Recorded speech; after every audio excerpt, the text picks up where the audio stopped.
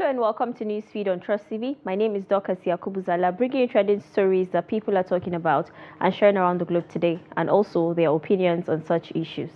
Tinubu creates Ministry of Livestock Development. APC has done very well in Nigeria. Current hardship in the country is due to global challenges, says Hope Uzodinma.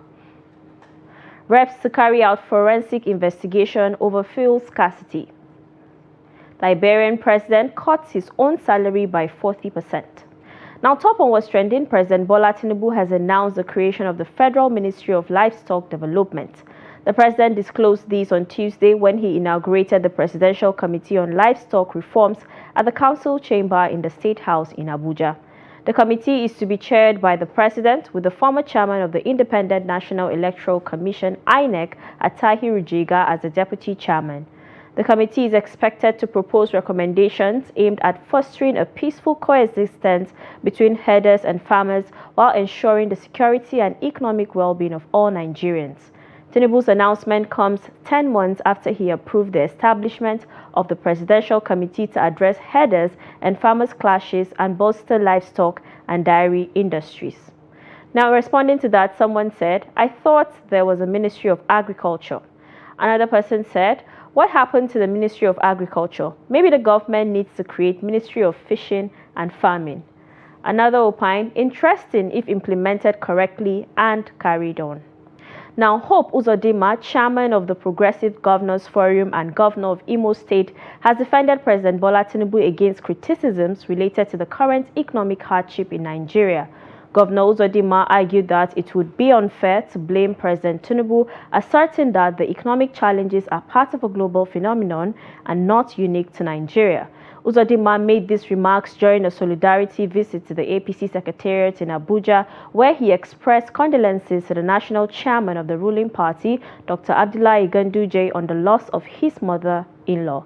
He was accompanied by Governors Basi Otu of Cross River, Lucky Ayedatiwa of Ondo, and Abiodun Ayebanji of Ekiti. Now, someone said, "That's true. APC government has really done so well in Nigeria, both outside Nigeria.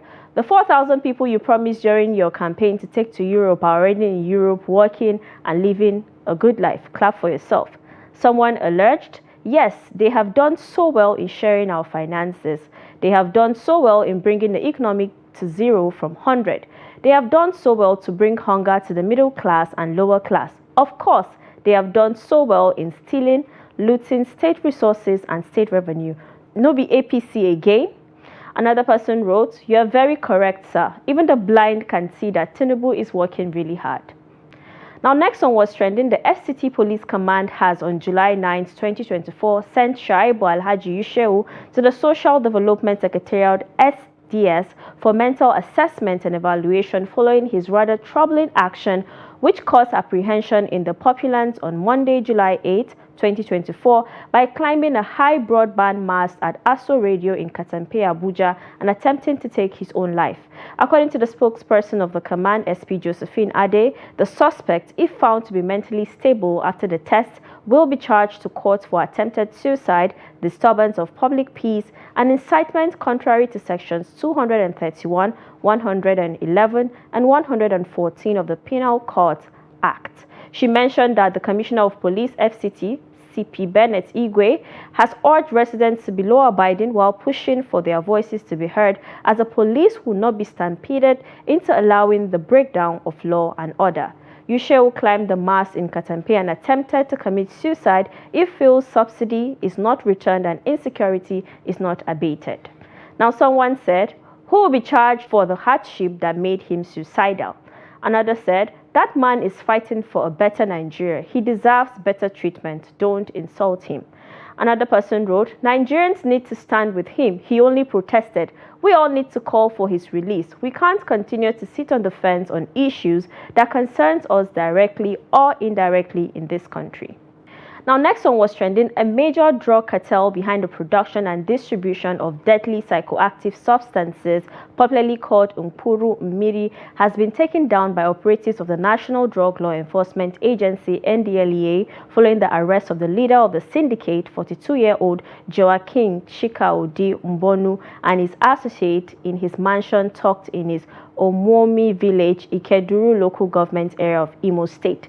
A statement from the spokesperson of the anti-drug agency, Femi Babafemi, says the cartel with operational bases in Imo and Rivers State became a target of the agency following intelligence indicating it is responsible for the distribution of substantial quantity of methamphetamine in Southeast, South, and other parts of the country. Babafemi said exhibits recovered from the house include 419.99 grams of methamphetamine, 750 grams of iodine, a precursor chemical of meth, 500 grams of sodium bicarbonate, a precursor chemical for meth, 2 electronic weighing scales, and a pump-action gun with 4 cartridges. He mentioned that the operatives moved swiftly to another of Mbonu's hideouts located at 11 Redemption Avenue, Port Harcourt, Rivers State, where they recovered additional exhibits, 750 grams of processed sodium bicarbonate, 170 grams of plain sodium bicarbonate, and 75 grams of meth. Another raid in the home of one of Mbonu's associates, Uzodinma Pedro Chinedu, currently at large at Njaba local government area of Imo State, led to the recovery of another pump-action gun with 25 cartridges, among other items. While the kingpin cools his heels in custody, 2 of his mansions in Imo State have been marked for possible forfeiture to the federal government. Now, someone alleged he was set up. Lagos Agberos must have planted the drugs and other illegal substances found in his house. Another person said, "Good, well done, NDLEA. Please arrest all of them. These are the people turning our youths to zombies." Another wrote, "Indeed, all that glitters isn't gold. These people will be intimidating people with their ill-gotten wealth." In Lagos, the Lagos State Governor Babajide Sanwo-Olu has approved the reintroduction of monthly environmental sanitation in the state. The State Commissioner for Environment and Water Resources, Tokunbo Wahab, who disclosed this to newsmen, said the State Executive Council granted the approval. He said the sanitation, which will commence in July, would be officially announced by the governor soon. The state government stopped the monthly environmental sanitation exercise in the state in 2016. Now, responding to that, someone said, "A very good move. This will go a long way to reduce the clogs. Also, government should make sure Lawma is on standby to pack all dirt immediately." Another person said, "Long overdue. But for a congested and superpopulated city like Lagos, why did they even suspend monthly sanitation exercise in the first place? Why?"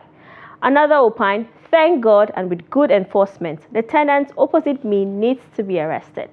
And let's take a short break, and when we return, you get to know measures the government wants to take on the resurgence of fuel queues. Stay tuned.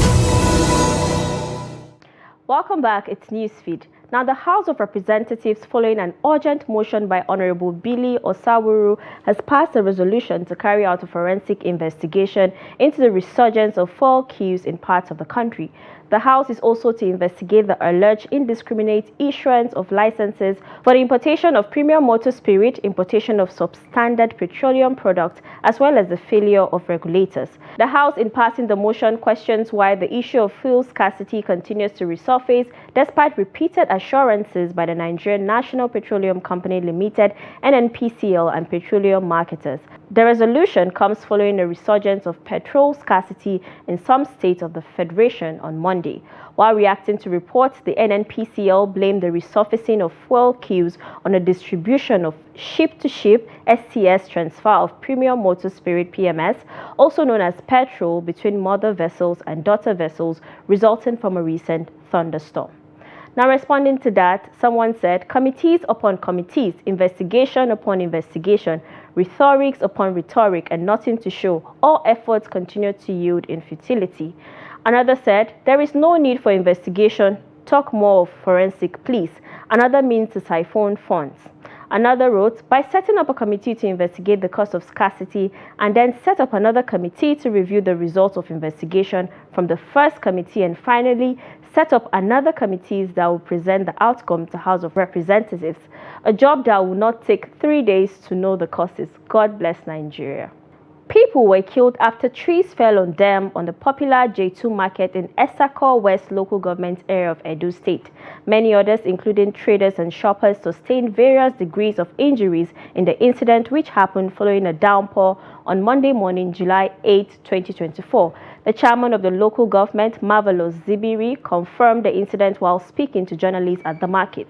Zibiri described the incident as a tragedy and sympathized with families who lost their loved ones, appealing to the residents of the local government to stay indoors whenever it rained. Now, someone said, when I was coming back from work yesterday morning, I was really worried because people were already in the market and the rain was so heavy and the thunder and lightning was so scary. Later yesterday, I was hearing the news. Even the shop I buy things from collapsed. May God help us. Another person said, God, just to go look for their daily bread. Oh, may death not happen to us on the verge of hustling. God, I beg. Another wrote, may their souls rest in peace. Liberia's President Joseph Boakai has announced that he will slash his salary by 40%. His office said he hoped to set a precedent for responsible governance and demonstrate solidarity with Liberians.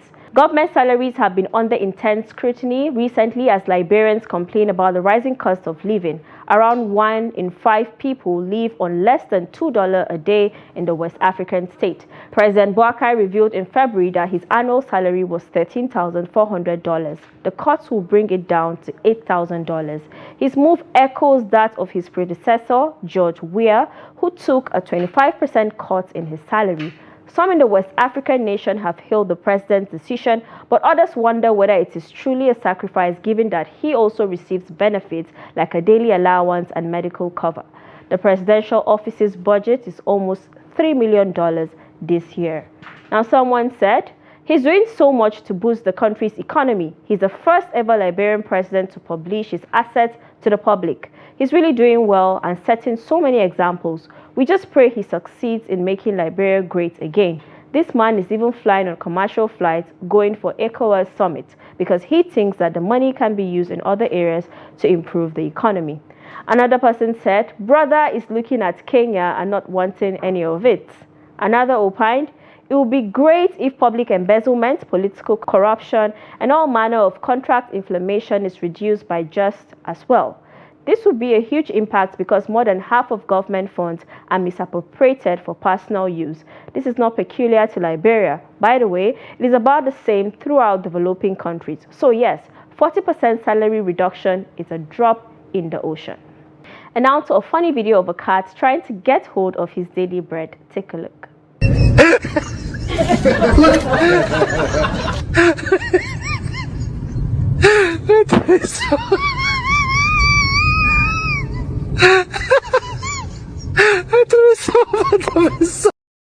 And that's it. You're up to date with trending stories across the world. Follow us and subscribe to all our social media platforms: Facebook, YouTube, Instagram, and X. Until next time, goodbye.